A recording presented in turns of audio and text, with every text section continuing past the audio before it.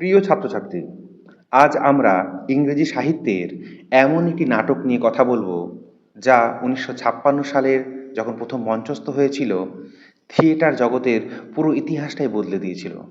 আমি আজ কথা বলছি জন ওর্সবোর্নের লেখা লুক ব্যাক ইন অ্যাঙ্গার নাটক নিয়ে। একবার ভাবুন তো, আপনি এমন একটি সমাজে বসবাস করছেন যেখানে মানুষের মধ্যে ভণ্ডামি, দুর্নীতি, মানুষে মানুষে ভেদাভেদ এবং এক চরম হতাশা। দ্বিতীয় বিশ্বযুদ্ধ শেষ হয়ে গেছে, কিন্তু তখন মানুষের মধ্যে যে জীবনের যুদ্ধটা তখন শেষ হয়নি। ঠিক এই রকম একটা ব্যাকড্রপে দাঁড়িয়ে জন ওটসবর্ন জন্ম দিলেন এক নতুন ঘরানার, যাকে বলা হয় কিচেন সিঙ্ক ড্রামা। আর এই নাটকের হাত ধরে ইংরেজি সাহিত্যে জন্ম নিল এক নতুন শব্দের, angry young man. Angry young man ব্যাপারটা কি সেটা যদি আমরা একটু সংক্ষেপে যদি একটু আলোচনা করে নিয়ে আগে তারপরে আমরা নাটকের দিকে ঢুকছি। অ্যাংরি ইয়াং ম্যান দেখবে যে কিছু কিছু সিনেমার মধ্যে আমরা দেখতে পাচ্ছি যে যে ইয়াং হিরো, সে খুব রাগী ধরনের একটা পার্সোনালিটি, যে সমাজের মধ্যে যে সমস্ত দুর্নীতি হচ্ছে, বিভিন্ন নেতারা পুলিশরা সে তাদের বিরুদ্ধে প্রতিবাদ করছে, তাদের বিরুদ্ধে প্রতিশোধ নিচ্ছে, দিয়ে এই রকম একটা চরিত্র, তাদেরকে অ্যাংরি ইয়াংম্যান বলি আমরা। যেমন হিন্দি সিনেমার ক্ষেত্রে পর পর পর পর এই ধরনের সিনেমা করে অমিতাভ বচ্চন একটা অ্যাংরি ইয়াংম্যান একটা ইমেজ তৈরি করতে পেরেছিলেন। আজকের এই ছোট্ট ভিডিওতে আমরা শুধু এই নাটকের যে সামারিটা সেটাই নিয়ে আলোচনা করব তাই নয়, নাটকের ভিতরে যে বিভিন্ন যে চরিত্রগুলি রয়েছে সেই চরিত্রগুলির যে সাইকোলজি, এই নাটকের চরিত্রগুলোর মধ্যে কেন এত টক্সিসিটি, সেগুলো নিয়ে আমরা আলোচনা করব। নাটকটা আজও প্রাসঙ্গিক কেন, আজও এই নাটকটা পড়ানো হচ্ছে কেন, কারণ নাটকটা তো বহুদিন আগে মঞ্চস্থ হয়েছিল, কিন্তু আজও দাঁড়িয়ে এই নাটকের প্রাসঙ্গিকতাটা কোথায় সেটা নিয়ে আমরা চুলচেরা বিশ্লেষণ করব। যদি আপনি বা তুমি যদি কোনো ইউনিভার্সিটি স্টুডেন্ট হও, বা তার থেকে যদি কোনো নেট সেট প্রিপারেশন নিয়ে নিচ্ছ, যদি বা ধরো কলেজ স্টুডেন্ট যারা আছো, তাদের জন্য এই নাটকটি খুব কাজে লাগবে বলে আমি বিশ্বাস করি এই আলোচনাটি। এবং আমি প্রত্যেককে রিকোয়েস্ট করব যারা ভিডিওটি দেখছো তারা পেন এবং খাতা নিয়ে বসবে, তাতে করে তোমাদের একটু আলোচনাটা যখন শুনবে কিছু নোট ডাউন করবে, এতে তোমাদের বুঝতে আরও সুবিধা হবে। চলো শুরু করা যাক। নাটকের গল্পে যাওয়ার আগে এই নাটকের যে প্রধান যে চরিত্রগুলি আছে সেই সম্পর্কে আমরা একটু আলোচনা করে নিই, না হলে তারা কেন এরকম অদ্ভুত অদ্ভুত আচরণ করছে সেইটা বুঝতে আমাদের একটু অসুবিধা হবে। তাহলে প্রথমেই আমরা চলে আসি আমাদের নাটকের যে প্রধান চরিত্র জিমি পটার চরিত্রটা নিয়ে। সেই হচ্ছে আমাদের এই অ্যাংরি ইয়াংম্যান। এই নাটকটা যে আমরা একটু আগে বললাম অ্যাংরি ইয়াংম্যান কনসেপ্টটি রয়েছে, সেই অ্যাংরি ইয়াংম্যানটিকে আমাদের নাটকের প্রধান চরিত্র জিমি হচ্ছে সেই অ্যাংরি ইয়াংম্যান। জিমি অত্যন্ত শিক্ষিত, কিন্তু সমাজে তার গ্রহণযোগ্যতা, সে যতটা পাওয়ার কথা, যে যোগ্যতা তার আছে সেইখানে সেই জায়গাটা সে পায়নি। সে একটি বাজারে মিষ্টির দোকান করছে, একটা উচ্চশিক্ষিত ছেলে সে মিষ্টির দোকান করছে, তাই তার ভেতরে একটা ব্রিটিশ আপার ক্লাস বা উচ্চবিত্ত সমাজের প্রতি তার তীব্র ক্ষোভ বা রাগ আছে। তার মনে হয়েছে সে কোথায় একটা যে জায়গাটা ডিজার্ভ করতো সেইটা সে পাচ্ছে না। আর যারা আর্থিকভাবে যারা এগিয়ে তারাই হয়তো সেই বড় বড় সমাজের জায়গাগুলো দখল করে বসে আছে। এরপরে আমরা আসি জিমির যে স্ত্রী অ্যালিসন। অ্যালিসন কিন্তু জিমির ঠিক উল্টো চরিত্র। সে অত্যন্ত সম্ভ্রান্ত পরিবারের, উচ্চবিত্ত একটা মিলিটারি ব্যাকগ্রাউন্ডের পরিবারের একটা মেয়ে। জিমিকে ভালোবেসেছে, বাড়ি ছেড়ে সে জিমির সঙ্গে পালিয়ে বিয়ে করেছে, কিন্তু সেই ছোট চিলতে ঘরে জিমির মানসিক অত্যাচার সহ্য করা যেন তার প্রতিনিয়ত একটা অভ্যাস হয়ে দাঁড়িয়েছে। সে বড় বাড়ির মেয়ে, কিন্তু তারপরে সেই বড় বাড়ির মেয়ে হওয়া, উচ্চবিত্ত একটা সম্ভ্রান্ত পরিবারের মেয়ে হওয়া সত্ত্বেও জিমি তাকে যত ফ্রাস্ট্রেশন, যত হতাশা, সেইগুলো ঢেলে দেয় সেই অ্যালিসনের উপরে। সেগুলো কেন তা আমরা বিস্তারিত আমরা পরে আরও নাটকের আলোচনা করতে গিয়ে আমরা জানতে পারবো। তাদের সঙ্গেই ফ্ল্যাটে বাস করে জিমির একমাত্র বন্ধু ক্লিফ। ক্লিফ খুব শান্ত মাটির মানুষ, এবং সে এই যে সংসারে একটা বাফার বা শান্তির দূতের মতো। এই যে দুজন অ্যালিসন এবং জিমি, যে আমাদের হিরো এবং হিরোইন, তাদের দুজনের ক্ষেত্রে একটা শান্তির দূত হিসাবে কাজ করে। যখনই তাদের মধ্যে ঝগড়া ঝামেলা লাগে তখন সেই জায়গায় কিন্তু কোথাও না কোথাও তাদের ঝগড়া মেটানোর জন্য কিন্তু এই ক্লিপ কিন্তু সেই ঝগড়া মেটানোর কাজটা কিন্তু করে। পরবর্তীতে গল্পে এন্ট্রি নেবে অ্যালিসনের এক বান্ধবী হেলেনা। সে একজন পেশায় অভিনেত্রী, এবং অ্যালিসনের আরেকজন চরিত্র আছে অ্যালিসনের বাবা কর্নেল রেডফোর্ড। এবার চলো সরাসরি আমরা নাটকের অ্যাক্ট ওয়ানে চলে যাই। নাটকটা শুরু হচ্ছে একটা অলস রবিবারের সকাল দিয়ে। মিডল্যান্ডসের একটি ছোট্ট স্যাঁতস্যাঁতে ওয়ান রুমের চিলেকোঠার ফ্ল্যাট। ঘরের পরিবেশটা অদ্ভুত রকমের একটা ভারী। স্ক্রিনে আমরা দেখতে পাচ্ছি জিমি আর ক্লিপ দুজন আরামদায়ক চেয়ারে বসে রবিবারের মোটা মোটা খবরের কাগজ পড়ছে। আর অ্যালিসন ঘরের এক কোণে দাঁড়িয়ে মন মরা হয়ে একের পর এক জামা কাপড় আয়রন করছে। এই আয়রন করাটা, ইস্ত্রি করাটা খুব সিম্বলিক এই দৃশ্যের জন্য। কেন? এটা দেখায় এই যে অ্যালিসনের জীবনটা কতটা একঘেয়ে, একটার পর একটা আয়রন করেই যাচ্ছে। মানে তার জীবনটা কত বোরিং, কোনো প্রোডাক্টিভ কাজ সে করছে না, আয়রন করছে, জামা কাপড় ইস্ত্রি করছে। এবং আরেকটি জিনিস বোঝায় যে কিভাবে সে জিমির রাগের উত্তাপে সে প্রতিনিয়ত পুড়ে যাচ্ছে। এই আয়রন থেকে যে তাপটা বেরোচ্ছে মনে হচ্ছে জিমির রাগের তাপটাকে সিম্বলাইজ করছে, এবং সে প্রতিটা নিয়ত জিমির রাগের সহ্য করতে করতে সে নিজে পুড়ে যাচ্ছে। সেই জামা কাপড়ের যেমন গরম হচ্ছে, জামা কাপড়কে যে উত্তাপ সহ্য করতে হচ্ছে, সেটা মনে হচ্ছে জামা কাপড়টা মনে হচ্ছে সেখানে এই অ্যালিসন। জিমি খবরের কাগজ পড়তে পড়তে অনর্গল কথা বলে চলেছে। তার কথার টোনে মারাত্মক বিরক্তি। সে সমাজকে গালিগালাজ দেয় সবসময়, পলিটিক্স নিয়ে ক্ষোভ উগরে দিচ্ছে, আর বারবার খবরের কাগজের রিভিউগুলোকে বোরিং আর ভণ্ড বলে প্রতিপন্ন করছে। কিন্তু ক্লিপ জিমির এই রাগকে সামলানোর চেষ্টা করছে মজার ছলে। আমরা আগেই বুঝতে পারছি যে এই যত হতাশা, যত রাগ, জিমি সবকিছু তার বউয়ের উপরে ঝাড়ে।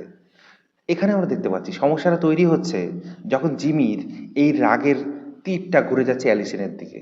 জিমি সহ্য করতে পারে না যে অ্যালিসন এত শান্ত কেন। সে ভাবে যে অ্যালিসন রাগ করবে, অ্যালিসন রিয়্যাক্ট করবে, কিন্তু অ্যালিসন যে চেষ্টা করে শান্ত থাকার, যেন হাজবেন্ড রাগ করছে সে নিজেকে একটু সহ্য করে নিচ্ছে, কিন্তু এটাও তার ভালো লাগে না। তাই জিমি অ্যালিসনের উচ্চবিত্ত পরিবারকে নিয়ে নানা নানা অনেক অত্যন্ত নোংরা ভাষায় আক্রমণ করা শুরু করে। সে অ্যালিসনের মাকে ডাইনি বলছে, শকুনি বলছে একবার। হ্যাঁ, এমনকি জিমি এক জায়গায় বলছে, if you could have a child and if that child would die then you might become a human being. মানে হচ্ছে, তোমার যদি একটা বাচ্চা থাকতো আর সে বাচ্চাটা যদি মরে যেত, তখন তুমি বুঝতে পারতে মানুষ হিসাবে তুমি কতটা, তুমি এতটা ইনসেনসিটিভ দেখাচ্ছ। তুমি কথা বল, আমি ঝগড়া করছি, তুমি চুপচাপ আছো, তোমার কিছু গায়ে লাগে না আমার কথাগুলো, তাই তো? তুমি তুমি তাহলে তোমার যদি একটা বাচ্চা থাকতো, সেই বাচ্চাটা যদি মরে যেত অসময়ে, তখন বুঝতে পারতে যে তুমি সত্যি তোমার কতটা তুমি চুপচাপ শান্ত থাকতে পারো। তখন তুমি বুঝতে পারতে না কতটা নোংরা কদর্য ভাষায় একটা মানুষ কতটা টক্সিক হলে পারে তার স্ত্রীকে এইভাবে আক্রমণ করে তাকে আঘাত করার চেষ্টা করতে পারে, সেটা আমরা বুঝতে পারছি। এই জিমি অদ্ভুত আচরণটা করছে কেন? আসল ব্যাপারটা হচ্ছে, জিমির বড় লোকদের প্রতি একটা অদ্ভুত রাগ আছে। আর এর স্ত্রী হচ্ছে সেই বড় লোকদেরই ঘরের মেয়ে। তাই এই বড় লোকদেরকে ভালোবেসে বিয়ে করেছে ঠিকই আছে, কিন্তু এখন তার সেই বড়লোক বাড়ির মেয়েকে তার আর ভালো লাগছে না। তাই সেই জন্য মনে হচ্ছে যে এই যে জিমির বউ অ্যালিসন যে কতটা একটা খুব একটা কুল মাইন্ডেড থাকে, শান্ত স্নিগ্ধভাবে থাকে, তাই মনে করছে যে এই কথাটি বলছে যে ভয়ঙ্কর কথাটি বলার পর সে ভাবছে যে এর ইমোশন নেই কেন। এর ইমোশন নেই তার কারণ সে বড়লোক বাড়ির মেয়ে, সেই জন্য তার ইমোশন নেই। এই বড়লোকরা হয়তো ইমোশন লেসই হয়, এরা হয়তো এরকম টাইপেরই, হয়তো খুব ক্যালাস টাইপের হয়, এদের কিছুতে কিছু যায় আসে না, এরা বাস্তব থেকে দূরে থাকে। হুম, মানে ইনসেনসিটিভ হয়, এটাই ভাবছে। এইখানে আমাদের এই নাটকে একটি টুইস্ট আছে। কি? জিমি সত্যি জিমি সত্যি জানে না, জিমিকে এখনো জানেনি যে অ্যালিসন কিন্তু সত্যি প্রেগনেন্ট। এই কথাটি ক্লিপকে একা পেয়ে ডেকে আড়ালে জানায় অ্যালিসন যে আমি সত্যি প্রেগনেন্ট, কিন্তু আমি আমার হাজবেন্ডকে বলার সাহস পাচ্ছি না। ও হয়তো ভাববে যে আমি হয়তো কোনো ফাঁদ পাচ্ছি, কোনো রকম কোনো ষড়যন্ত্র করছি। হ্যাঁ, সেই জন্য সে এই যে তার এত বড় খুশির খবরটাও সে হাজবেন্ডকে বলতে সাহস পাচ্ছে না। ঠিক এই সময় অ্যালিসনের লাইফ লাইন হয়ে দেখা দেয় তার পুরনো এক বান্ধবী হেলেন চার্লস। হেলেনা। হেলেনা একটা নাটকের কাজে এই শহরে এসেছে, এবং সে অ্যালিসনের এই ফ্ল্যাটেই কিছুদিন থাকবে জন্য সে এখানে এসেছে। হেলেনা আসার সাথে সাথে জিমির রাগ আরও বেড়ে যায়, কারণ হেলেনাও কিন্তু এই উচ্চবিত্ত পরিবারেরই প্রতিনিধি। ফার্স্ট অ্যাক্ট শেষ হচ্ছে জিমি এক চরম অশুভ কামনার মধ্য দিয়ে, যেখানে সে হেলেনার উপস্থিতিতে একদম মেনে নিতে পারছে না। এইবার আসি নাটকের দ্বিতীয় অ্যাক্টে। হেলেনা আসার পরই ওয়ান রুম ফ্ল্যাটের সমীকরণ পুরো বদলে যায়, সম্পর্কের সমীকরণটা বদলে যায়। কারণ এই বান্ধবী এসেই মনের জোর পেতে থাকে কিছুটা সেই জিমির ওয়াইফ অ্যালিসন। অ্যালিসনকে বোঝায় হেলেনা যে তুমি কেন এই নরকের মধ্যে আছো, কেন এই টক্সিক লোকটার সঙ্গে থেকে তো নিজের জীবনটা নষ্ট করছো। অ্যালিসন হেলেনাকে একটা অদ্ভুত কথা বলে। জিমি যখন তার লাইফে প্রথম এসেছিল, জিমির এই যে বিদ্রোহী একটা ইমেজ, সেটাই তাকে আকর্ষণ করেছিল। কিন্তু এই বিদ্রোহী রূপটাই কিন্তু তাকে এখন এই মুহূর্তে তার গলার ফাঁসের মতো হয়ে গেছে। তাকে এখন এই মুহূর্তে তার সাফোকেশন হয়ে আসে, জীবন দম বন্ধ হয়ে আসে এই লোকটার সঙ্গে থাকতে। এতটা টক্সিক মানুষ সে। এইখানে এই যে জন ওটসবোন অর্থাৎ নাট্যকার জিমি চরিত্রটার একটা সফট কর্নার আমাদের সামনে তুলে ধরে। একটা ফ্ল্যাশব্যাকের দৃশ্য দেখা যে কেন এই জিমি কেন এত রেগে রেগে যায়, কেন এত সবসময় রেগে রেগে থাকে। আসলে জিমি যখন ছোট ছিল তখন তার বাবা স্প্যানিশ সিভিল ওয়ারে লড়েছিলেন এবং অত্যন্ত কষ্ট পেয়ে তিনি মারা যান। জিমি তার বাবার মৃত্যুর সময় তার পাশে বসে মাসের পর মাস তার ছটফটানি দেখেছিলেন। ওই ছোট্ট বয়সে মৃত্যু আর একাকিত্ব অত কাছ থেকে দেখার কারণেই জিমির মনে হয় এই সমাজ আর এই সিস্টেমের প্রতি তার একটা ঘেন্না তৈরি হয়েছে। সে মনে করে দুনিয়ার কেউই জেনুইনলি কারোর জন্য ফিল করে না।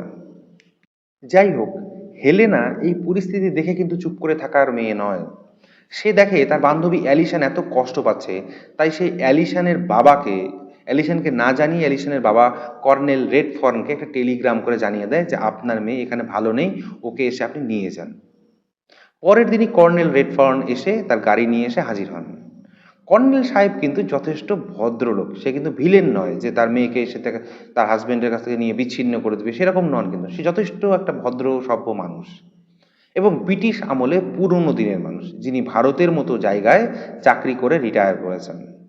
তিনি জিমির রাগকে কিছুটা বুঝতে পারেন, আবার নিজের মেয়ের কষ্টটাও তিনি বুঝতে পারেন। তিনি স্বীকার করেন যে সমাজ বদলে গেছে এবং তারা পুরনো দিনের মানুষেরা এখন এই নতুন যুগের মানুষের সঙ্গে খাপ খাইয়ে চলতে পারছে না। তারপর অ্যালিসন তার বাবার সঙ্গে জিনিসপত্র গুছিয়ে নিয়ে বাবার সঙ্গে চলে যাওয়ার সিদ্ধান্ত নেয়। কিন্তু জিমি ঘরে ছিল না তখন। জিমি এক বৃদ্ধ বান্ধবী হিউজের মা, যিনি জিমিকে মিষ্টির দোকান দিতে সাহায্য করেছিলেন, তার হঠাৎ স্ট্রোক করে হাসপাতালে মৃত্যুর সঙ্গে পাঞ্জা লড়ছিলেন। জিমি অ্যালিসনকেও বলে তার সঙ্গে হাসপাতালে যেতে, কিন্তু অ্যালিসন যেতে অস্বীকার করে এবং নিজের বাবার সঙ্গে সে বাড়ি ফিরে যায়। সে জিমির জন্য শুধু একটা চিঠি লিখে রেখে সে চলে গেছিল। জিমি যখন হাসপাতাল থেকে ফিরে আসে, সে জানতে পারে যে অ্যালিসন তাকে ছেড়ে চলে গেছে। সে অ্যালিসনের চিঠিটা পড়ে আরও ক্ষিপ্ত হয়ে যায়। সে বলে চিঠিতেও সেই উচ্চবিত্তর ফর্মালিটি, বিদায় জানানোর সময় একটা বলে যাওয়ার প্রয়োজন মনে না করে একটা চিঠি ফেলে দিয়ে চলে গেছে বড়লোকের মতো। ঠিক এই মুহূর্তে হেলেনা, যে এখনও ফ্ল্যাটের মধ্যেই আছে, সে জিমির মুখোমুখি হয় এবং তাদের দুজনের মধ্যে প্রচণ্ড তর্কাতর্কি হয়। জিমি হেলেনাকে প্রচণ্ড গালিগালাজ করে। হেলেনা একটা রেগে গিয়ে একটা জিমিকে থাপ্পড় মারে। ঠিক এই সময়েই হঠাৎ একটা নাটকীয় পরিবর্তন ঘটে, একটা শকিং টুইস্ট আমরা দেখতে পাই। রাগ, ঘৃণা আর তীব্র ইমোশনের এক অদ্ভুত বিস্ফোরণের মাঝে হেলেনা আর জিমি একে অপরকে জড়িয়ে ধরে এবং দুজনকে চুম্বন করতে শুরু করে। যে হেলেনা অ্যালিসনকে এই টক্সিক লোক থেকে উদ্ধার করতে এসেছিল, সে নিজেই কিনা জড়িয়ে গেল জিমির সঙ্গে। এইভাবেই নাটকের দ্বিতীয় অঙ্কটি শেষ হচ্ছে। এবারে আমরা নাটকের একদম শেষ অঙ্কে চলে এসেছি। এই অংশটা দেখতে দেখতে তোমাদের মনে হবে যে নাটকের আমরা একদম প্রথম অ্যাক্টে চলে গেছি, কারণ সেই রকম দৃশ্য আবার আমাদের রিপিট হচ্ছে মনে হয়। একে বলা হয় সার্কুলার স্ট্রাকচার। কয়েক মাস কেটে গেছে, আবার অলস এক রবিবারের সকাল, একই ঘর, একই কাগজ পড়া দৃশ্য। কিন্তু এবার একটা বড় পরিবর্তন ঘটেছে। কি? ইস্ত্রি বোর্ডের সামনে অ্যালিসন নেই, সেখানে দাঁড়িয়ে জামা আয়রন করছেন হেলেনা, মানে অ্যালিসনের জায়গায় হেলেনা জামা কাপড় আয়রন করছে। প্রথম দৃশ্যে আমরা দেখেছিলাম কে করছিল, অ্যালিসন করছিল, এবার তার বান্ধবী হেলেনা একই ফ্ল্যাটের মধ্যে জিমির জামা কাপড় আয়রন করে দিচ্ছে। আর এদিকে জিমি আর ক্লিপ দুই বন্ধু যথারীতি কাগজ পড়ছে এবং একে অপরের মধ্যে তর্কাতর্কি করছে বিভিন্ন বিষয় নিয়ে কাগজ পড়তে পড়তে। হেলেনা কিন্তু অ্যালিসনের থেকে জিমিকে বেশি হ্যান্ডেল করতে পারছে, কারণ হেলেনা তো ছিল শান্তশিষ্ট চুপচাপ, আর অ্যালিসন তো ফটর ফটর করে কথা বলে, চিৎকার করে উত্তর দিচ্ছে। কিন্তু ভেতরে একটা শূন্যতা সত্যি কি মিটেছে? জিমি কিন্তু এখনো একই রকম ফার্স্ট্রেটেড, তার ভেতরে যে হতাশা আছে সমাজের প্রতি, রাগ, প্রচন্ড ফার্স্ট্রেটেড, সেইটা কিন্তু এখনো তার মধ্যে থেকে গেছে, তাই সে চিৎকার চেঁচামেচি করছে। এর মাঝেই জিমির বন্ধু ক্লিপ হঠাৎ করে একটা অ্যানাউন্স করে। কি বলে? যে আমি এই ফ্ল্যাট ছেড়ে চলে যাচ্ছি। সে জানায় যে এই যে জিমির সঙ্গে এই পাগলামি, তর্কাতর্কি, এগুলো সহ্য হচ্ছে না, এই টক্সিক লোকের সঙ্গে আমি আর অ্যাডজাস্ট করে থাকতে পারছি না, আমি চলে যাব। জিমি ক্লিপের এই চলে যাওয়ার সিদ্ধান্তকে শান্তভাবে মেনে নেয়। সে বলে, ক্লিপ, তুমি অন্তত একটা খাঁটি মানুষ ছিলে আমার জীবনে, তোমার সাথে ঝগড়া করেছি ঠিকই আছে, সবকিছু আছে, কিন্তু তুমি একটা সত্যিকারের ভালো আমার বন্ধু ছিলে, তোমার নিজের একটা অস্তিত্ব আছে। জিমির খারাপ লাগে, কারণ সে বুঝতে পারে যে তার চারপাশের চেনা মানুষগুলো, যে চেনা পৃথিবীটা কেমন যেন আস্তে আস্তে ভেঙে যাচ্ছে। সবাই যেন তাকে ছেড়ে চলে যাচ্ছে, তার স্ত্রী তাকে ছেড়ে চলে গেল, এখন তার প্রিয় বন্ধু তাকে ছেড়ে চলে যাচ্ছে, সব কিছু যেন আস্তে আস্তে ভেঙে টুকরো টুকরো হয়ে যাচ্ছে সব কিছু। ঠিক এই সময় হঠাৎই দরজায় করার আওয়াজ একটা শুনতে শুনতে পাওয়া যায় অপ্রত্যাশিতভাবে।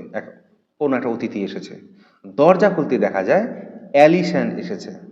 কিন্তু এ কোন অ্যালিসন? তার সেই রাজকীয় আভিজাত্য নেই, সে অত্যন্ত রোগা হয়ে গেছে, চুল উস্কো খুস্কো, পরনে সাদা একটা সাধারণ একটা রেইনকোট। সে ঘরের দরজায় এসে ভেঙে পড়েছে। হেলেনা অ্যালিসনের এই দশা দেখে চরম গিল্টি ফিল করলো, অপরাধ বোধে ভুগতে শুরু করলো, যে আমি আমার বান্ধবীকে, ওর জীবনটাকে গুছিয়ে দিতে এসে আমি ওর বরের সঙ্গে গিয়ে পরকীয়ায় জড়িয়ে গেলাম। অ্যালিসন জানায় যে তার যে সন্তানটি সে হারিয়ে ফেলেছে, অর্থাৎ জিমির সেই অভিশাপই সত্যি হয়েছে। জিমি বলেছিল না, তোমার যদি একটা সন্তান হতো, সে যদি সন্তান হারিয়ে যেত, মারা যেত, তাহলে তুমি বুঝতে পারতে। সত্যিকার এই অ্যালিসনের মিসক্যারেজ হয়েছে বা গর্ভপাত হয়েছে, এবং সে তার সন্তানকে হারিয়ে আজ পুরোপুরি নিঃস্ব হয়ে গেছে। অ্যালিসন বলে, আমি এখানে তোমাদের সংসার ভাঙতে আসিনি, আমি জাস্ট কোথাও যাওয়ার জায়গা না পেয়ে এখানে চলে এসেছি। কতটা অসহায় হলে সে এরকম জানে যে আমার বান্ধবী, আমার হাজবেন্ড, তারা দুজনের মধ্যে একটা পরকীয়া চলছে, আর আমি সেইখানে কোথাও না যাওয়ার জায়গা পেয়ে তাদের মধ্যে একটা অস্বস্তিকর সম্পর্ক, সেখানে আবার তাকে আসতে হয়েছে। হেলেনা বুঝতে পারে যে সে ভুল করেছে। সে বলে, আমি যতই জিমির সাথে থাকি না কেন, আমি আসলে অ্যাকচুয়ালি সঠিক আর ভুলের পার্থক্যটা ভুলতে পারছি না। অ্যালিসন, জিমি তোমারই, তোমারই একে অপরের যন্ত্রণা তোমরা বুঝতে পারবে, আমি এই পাপের ভাগী হতে চাই না। হেলেনা নিজের ব্যাগপত্র গুছিয়ে চিরকালের মতো সেই ফ্ল্যাট ছেড়ে চলে যায়। নাটকের একটি ক্লাইম্যাক্সের দৃশ্য দেখতে পাচ্ছি আমরা, একটা অত্যন্ত দুঃখের একটা দৃশ্য আমরা দেখতে পাচ্ছি। অ্যালিসন জিমির পায়ের কাছে হাঁটু মুড়ে বসে কাঁদতে শুরু করে। সে চিৎকার করে কাঁদতে কাঁদতে বলে, এই মেয়েটি আগে কিন্তু কোনো ইমোশনকে প্রকাশই করতো না, যেটা নিয়ে ক্ষোভ ছিল জিমির, যে কোনো ইমোশন প্রকাশ করে না, একটা পাথরের মূর্তির মতো থাকে, রাগে না, হাসে না, ঝগড়াও করে না ঠিক মতো। এইবার সেই মেয়েটি চিৎকার করে, একটা ইমোশনালি ভেঙে পড়ে চিৎকার করে বলছে, আমি আর বড়লোক ঘরের মেয়ে নেই জিমি, আমি ভেঙে চুরমার হয়ে গেছি, আমি মাটির সাথে মিশে গেছি, এবার তো তুমি আমাকে একটা মানুষ বলে মেনে নাও। জিমি অ্যালিসনের এই চরম কষ্ট দেখে স্তব্ধ হয়ে যায়। তার ভেতরের সমস্ত রাগ যেন মুহূর্তের মধ্যে কর্পূরের মতো উড়ে যায়। সে বুঝতে পারে যে অ্যালিসন এখন আর সেই ইমোশনলেস মেয়েটি নেই, সেও জিমির মতোই দগ্ধ, সেও জিমির মতোই একা। জিমি অ্যালিসনকে জড়িয়ে ধরে, তারা তাদের পুরনো একটা ইমাজিনারি গেম বা কল্পনার একটা খেলায় ফিরে যায়, বিয়ার অ্যান্ড স্কুইরাল, অর্থাৎ ভাল্লুক ও কাঠবিড়ালির খেলা। জিমি বলে সে হবে একটা বড় বোকা ভাল্লুক, আর অ্যালিসন হবে একটা সুন্দর ছোট কাঠবিড়ালি। তারা এই নিষ্ঠুর বাস্তব পৃথিবী থেকে পালিয়ে গিয়ে নিজেদের কল্পনার জগতে গিয়ে একে অপরকে আগলে বেঁচে থাকবে। এই ট্র্যাজিক এবং মেলানকলিক নোটেই নাটকটি শেষ হচ্ছে। তাহলে এই ছিল লুক ব্যাক ইন অ্যাঙ্গার নাটকের সম্পূর্ণ এবং বিস্তারিত সারসংক্ষেপ। নাটকটা তো শেষ হয়ে গেল, কিন্তু তোমাদের মনে নিশ্চয়ই কিছু প্রশ্ন থেকে গেছে। চলো তাহলে এটা মূল 3টে পয়েন্টে সেটা আমরা আলোচনা করি, যেগুলো তোমাদের পরীক্ষাতে বা ইন্টারভিউতে কাজে লাগবে। প্রথমেই দ্য অ্যাংরি ইয়াং ম্যান। জিমির এই রাগের কারণটা কিন্তু ব্যক্তিগত নয়, এটা ছিল পলিটিক্যাল বা সোশ্যাল। 1950-এর দশকের ব্রিটেনে ওয়েলফেয়ার স্টেট তৈরি করা হয়েছিল, শিক্ষার সুযোগ বেড়েছিল, যার ফলে জিমির মতো ওয়ার্কিং ক্লাসের ছেলেমেয়েরা পড়াশোনা করতে শিখেছিল।